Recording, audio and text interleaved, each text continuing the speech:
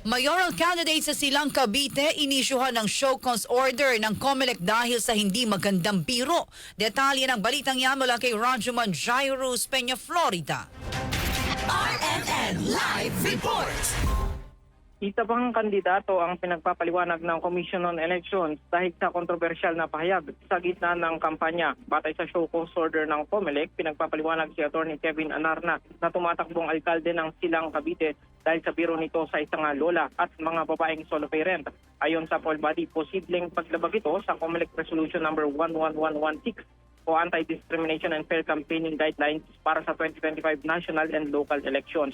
May tuturingan lang gender-based harassment ang hindi magandang biro ni Anarna. Kanina, hindi ko na mabilang kung ilan ang kumurat sa puwet ko. Meron pa kanina si Lola, alam nyo, first time ko, nangyari po sa kampanya, si Lola nilaplap pa ako.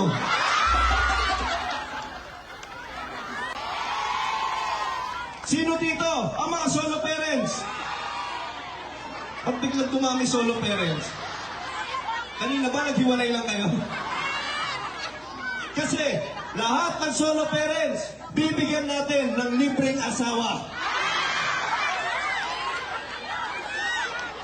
Ang gagawin natin, lahat ng balong lalaki, tsaka lahat ng balong babae. Irarapol na lang natin yan, ha? Pasensyahan na lang kayo kung kanino kayo mapupunta.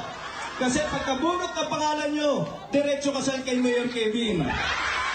Wala na. Si Anarna ang ika-anim na kandidatong pinadalhan ng show cause order ng COMELEC. Kasama mo sa DCXL RMN Manila, Radyo Manjairos, Peña, Florida, Tatak RMN.